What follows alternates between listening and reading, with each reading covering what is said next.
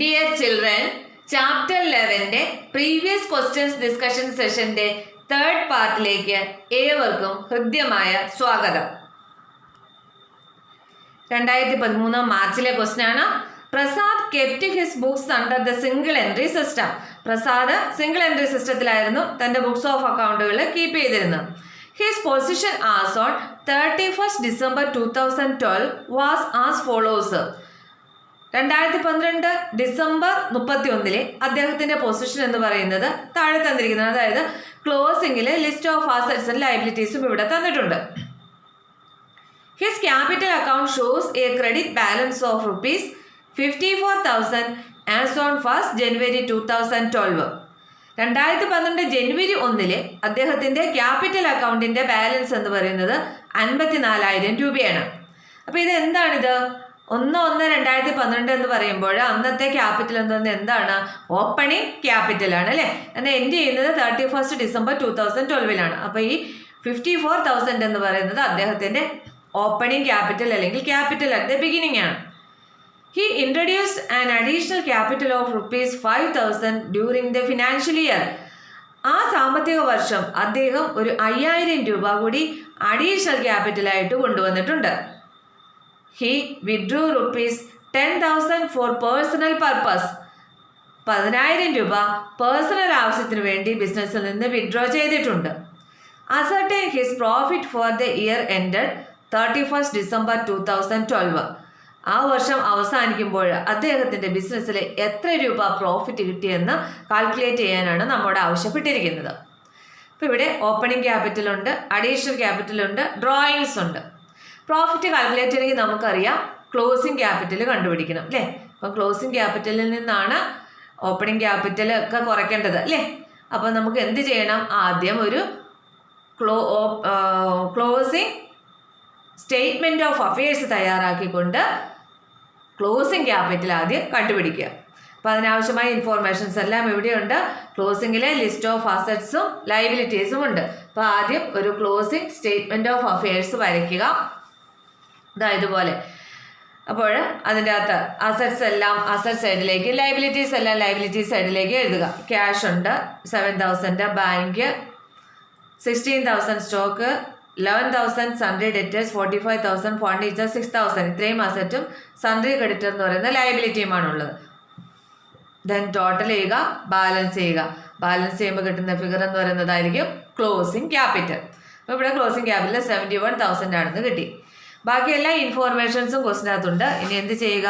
ഒരു statement of profit or loss for the year ended 31st December 2012 തയ്യാറാക്കുക. Then ഇതിൽ start ചെയ്യുക closing capital. നമ്മൾ ക്ലോസിംഗ് ക്യാപിറ്റൽ കണ്ടുപിടിച്ചു 71,000 ആണ് ക്ലോസിംഗ് ക്യാപിറ്റൽ. അതിൻ്റെ കൂടെ ഡ്രോയിങ്സ് ഉണ്ടെങ്കിൽ ഡ്രോയിങ്സ് ഇവിടെ എത്രയുണ്ട്? ഡ്രോയിങ്സിൻ്റെ എമൗണ്ട് എന്ന് പറയുന്നത് 10,000 ആണ്. ആ ഡ്രോയിങ്സ് ആഡ് ചെയ്യുന്നു. അതിൽ നിന്നും ഈ അഡീഷണൽ ക്യാപിറ്റലായ 5,000 ഡിഡക്റ്റ് ചെയ്യുന്നു. ദെൻ അപ്പോൾ നമുക്ക് കിട്ടുന്നത് adjusted closing capital at the end of the year നമുക്ക് കിട്ടും.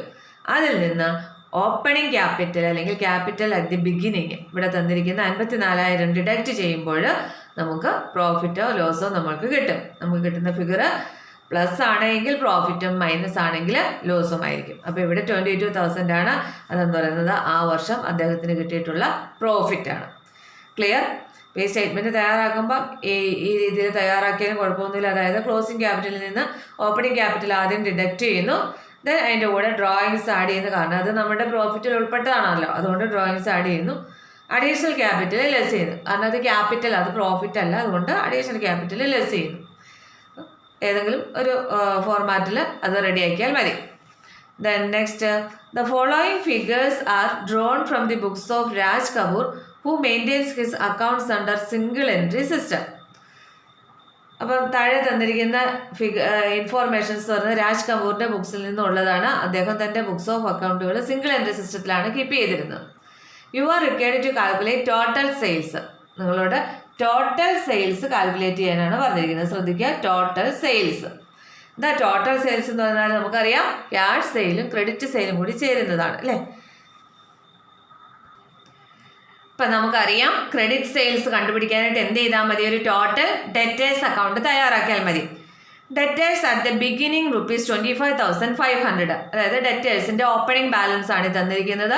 നമുക്കറിയാം ഡെറ്റർ എന്ന് പറഞ്ഞ അസറ്റ് ആണ്. അസറ്റിന്റെ ഓപ്പണിംഗ് ബാലൻസ് എപ്പോഴും ഡെബിറ്റ് സൈഡിലായിരിക്കും. അപ്പോൾ അത് ബാലൻസ് ബ്രോട്ട് ഡൗൺ എന്ന് പറഞ്ഞ് ഡെറ്റേഴ്സ് അക്കൗണ്ടിന്റെ ഡെബിറ്റ് സൈഡിലേക്ക് എഴുതിയിരിക്കുന്നു. Next, cash received from debtors during the year ₹1,05,000. ആ വർഷം ഡെറ്റേഴ്സിന്റെ കയ്യിൽ നിന്നും ക്യാഷ് ആയിട്ട് കിട്ടിയിട്ടുള്ള എമൗണ്ട് എത്രയാണ്? ₹1,05,000. നോക്കിക്കേ, ₹1,05,000 ഡെറ്റേഴ്സ് ക്യാഷ് തരുമ്പോൾ അത്രയും തുകയ്ക്ക് ഡെറ്റർ എന്ന് പറയുന്ന അസറ്റ് അവിടെ ഡിക്രീസ് ചെയ്യുന്നു അല്ലേ? കാരണം ക്യാഷ് തന്നു, പിന്നെ അവർ ഡെറ്റർ നമ്മൾ വിളിക്കുന്നില്ല. അപ്പം ഡെറ്റേഴ്സ് ₹1,05,000 ഡിക്രീസ് ചെയ്യുന്നു. അതുകൊണ്ട് ഡെറ്റേഴ്സ് അക്കൗണ്ടിന്റെ ക്രെഡിറ്റ് സൈഡിൽ എഴുതുന്നു.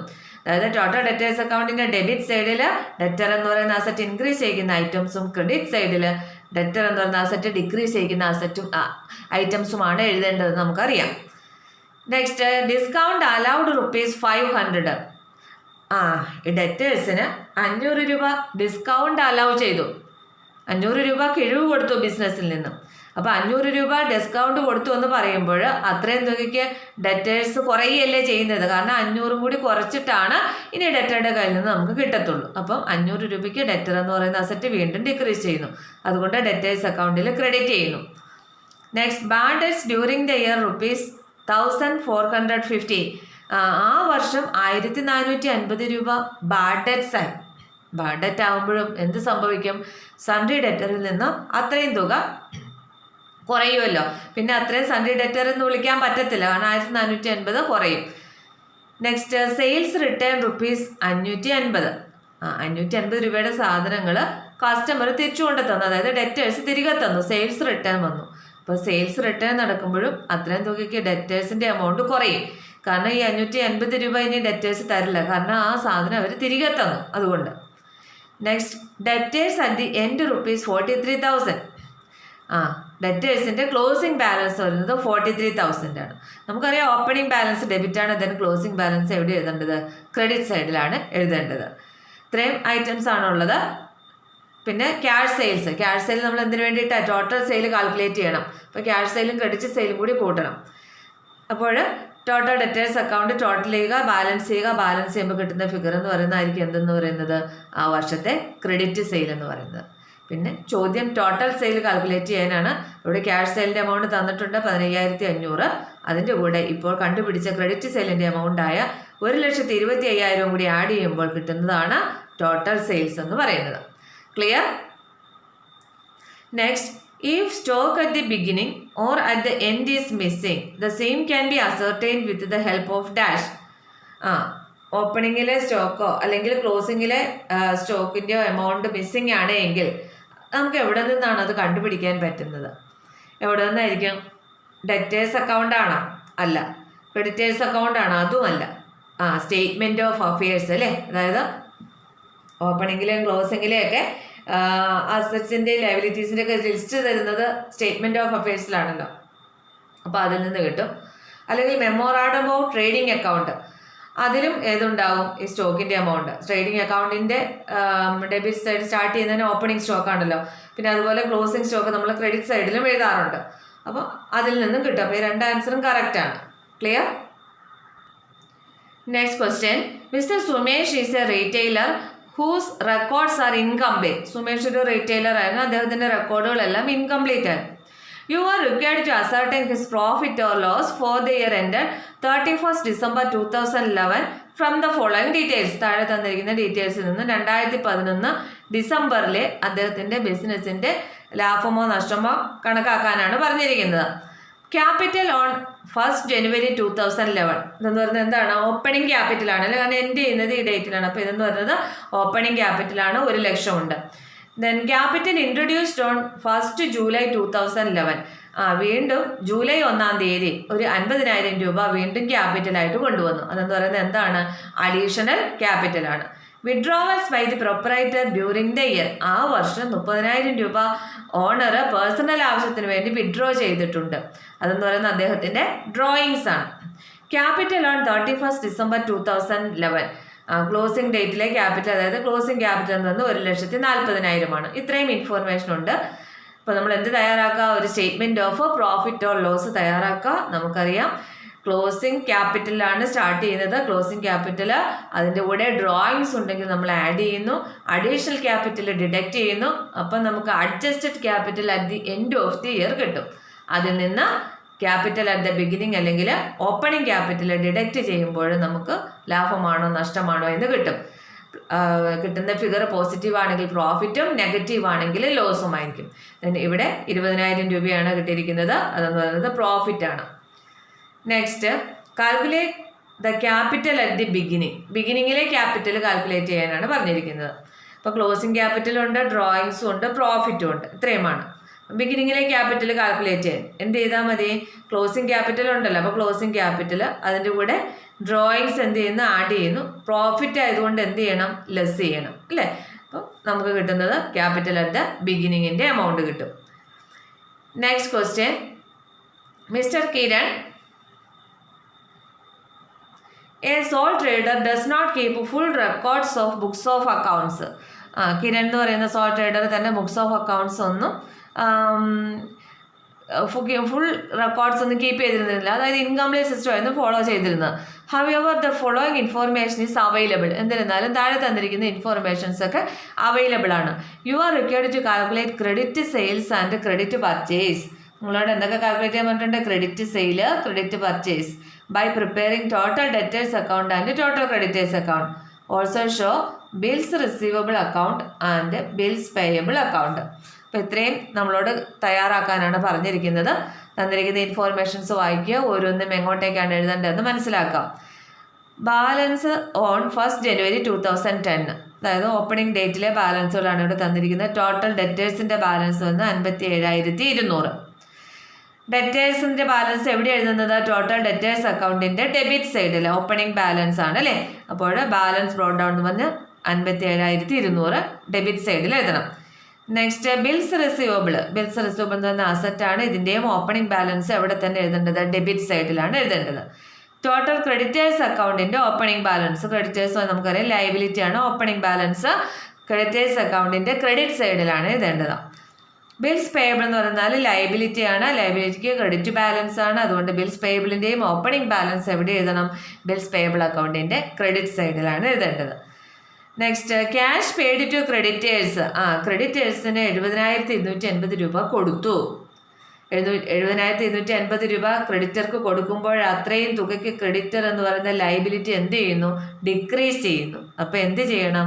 ക്രെഡിറ്റേഴ്സ് അക്കൗണ്ടിൻ്റെ ഡെബിറ്റ് സൈഡിൽ അല്ലേ ലയബിലിറ്റി ഡിക്രീസ് ചെയ്യുന്ന ഐറ്റംസ് എല്ലാം ഡെബിറ്റ് സൈഡിൽ, ഇൻക്രീസ് ചെയ്യുന്ന ഐറ്റംസ് ക്രെഡിറ്റ് സൈഡിലുമാണ് എഴുതേണ്ടത്, നമുക്കറിയാം. Next, discount allowed by suppliers.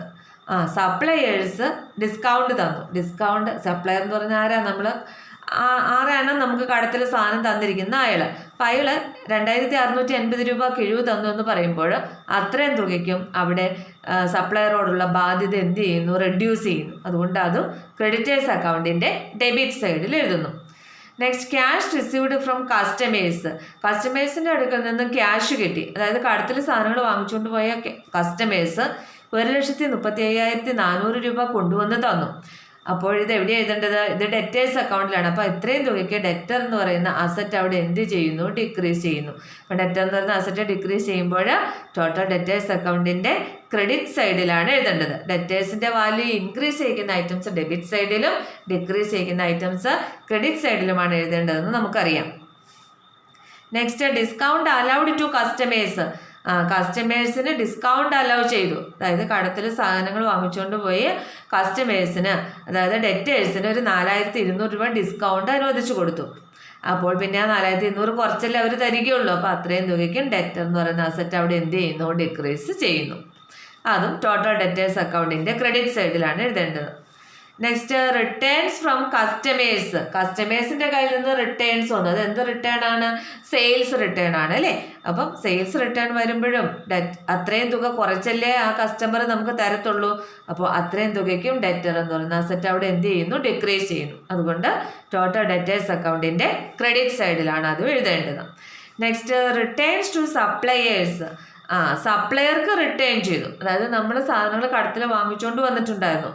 അത് അതിൽ 1330 രൂപയുടെ സാധനം തിരികെ കൊടുത്തു. അതെന്ന് പറയുന്നത് എന്ത് റിട്ടേൺ ആണ്?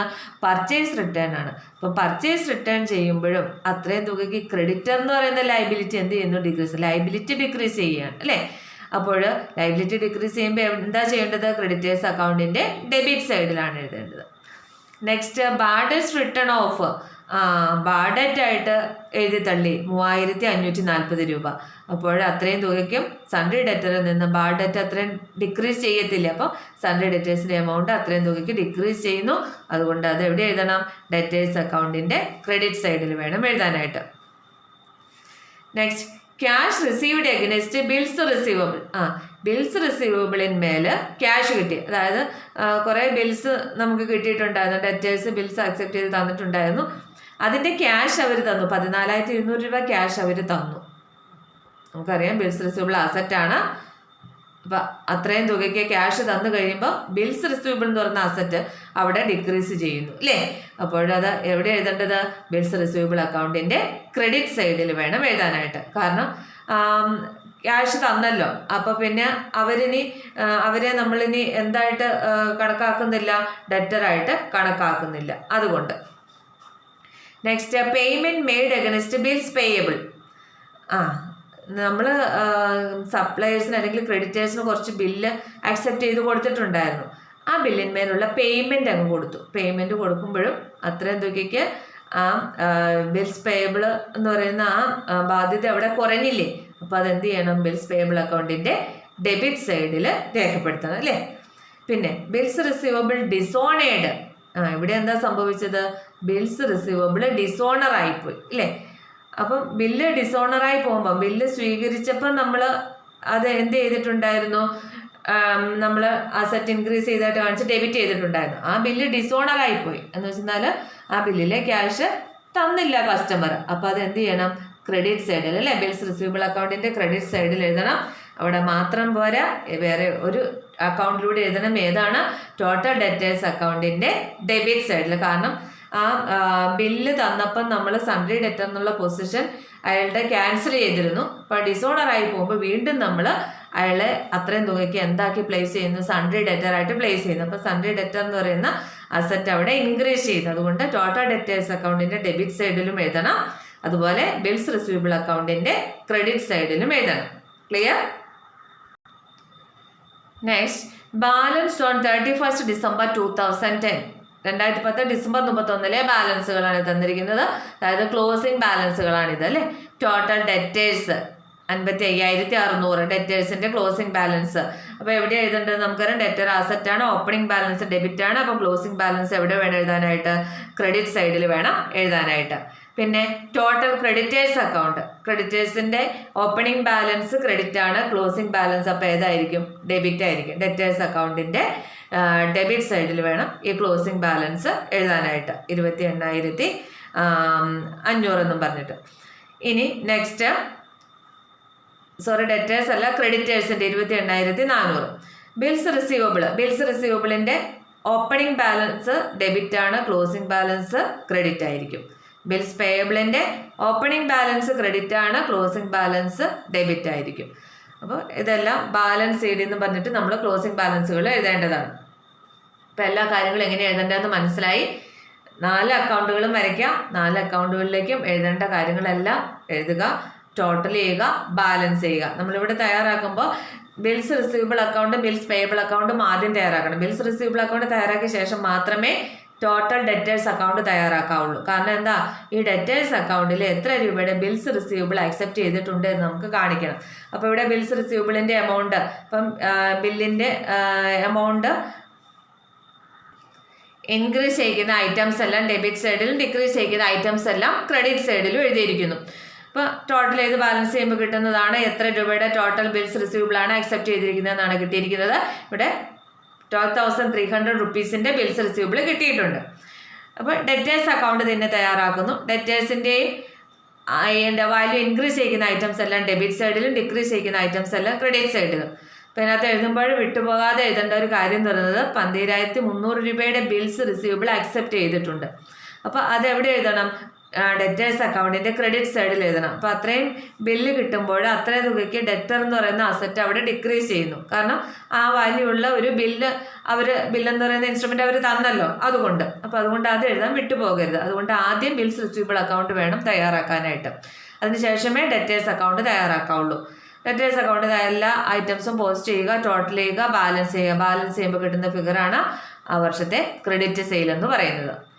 പിന്നെ ബിൽസ് പേയബിൾ അക്കൗണ്ട് തയ്യാറാക്കുക. അതിനുശേഷം വേണം ടോട്ടൽ ക്രെഡിറ്റേഴ്സ് അക്കൗണ്ട് തയ്യാറാക്കാൻ. കാരണം ടോട്ടൽ എത്ര രൂപയുടെ ബിൽസ് പേയബിൾ ഉണ്ട് എന്നുള്ളത് നമ്മൾ ഈ ക്രെഡിറ്റേഴ്സ് അക്കൗണ്ടിൽ എഴുതേണ്ടതുണ്ട്. അതുകൊണ്ട് ബിൽസ് പേയബിൾസിൻ്റെ വാല്യൂ ഇൻക്രീസ് ചെയ്യുന്ന ഐറ്റംസ് എല്ലാം ക്രെഡിറ്റ് സൈഡിലും ഡിക്രീസ് ചെയ്യുന്ന ഐറ്റംസ് എല്ലാം ഡെബിറ്റ് സൈഡിലും എഴുതുക. ടോട്ടൽ ചെയ്യുക, ബാലൻസ് ചെയ്യുക. ബാലൻസ് ചെയ്യുമ്പോൾ കിട്ടുന്ന ആ ഫിഗർ ഇതാണ്. എത്രയും രൂപയുടെ ബിൽസ് പേയബിൾ ആണ് നമ്മൾ കൊടുക്കാനുള്ളത്, അതായത് 7500 രൂപയുടെ.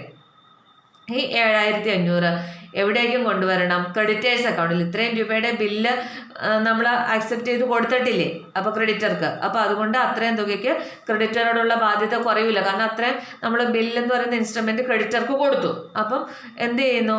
നമ്മളുടെ ക്രെഡിറ്റർ എന്ന് പറയുന്ന ആ ബാധ്യത അവിടെ ഡിക്രീസ് ചെയ്യുന്നു. അപ്പോൾ അതുകൊണ്ട് ഈ എമൗണ്ട് ഇങ്ങോട്ടേക്കും കൂടി എഴുതാൻ വിട്ടുപോകരുത്. ബാക്കി എല്ലാ ഐറ്റംസും എഴുതുക, ടോട്ടൽ ചെയ്യുക, ബാലൻസ് ചെയ്യുക. ബാലൻസ് ചെയ്യുമ്പോൾ കിട്ടുന്ന ഫിഗർ ക്രെഡിറ്റ് പർച്ചേസ് ആയിരിക്കും ആ വർഷത്തെ. അപ്പോൾ ഇതൊരു 8 മാർക്കിൻ്റെ ക്വസ്റ്റ്യൻ ആണ്. അപ്പോൾ ഓരോ അക്കൗണ്ടിനും 8 മാർക്കാണ്. ഓരോ അക്കൗണ്ടിനും 2 മാർക്ക് വെച്ചിട്ടായിരിക്കും. അപ്പോൾ ഇങ്ങനെയൊക്കെയാണ് എക്സാമിന് ചോദിക്കുന്നത്. അപ്പോൾ ഇന്നത്തെ ക്ലാസ്സിൽ ഇത്രയും മതി. എല്ലാവർക്കും മനസ്സിലായി കാണുമെന്ന് കരുതുന്നു. Okay, thank you.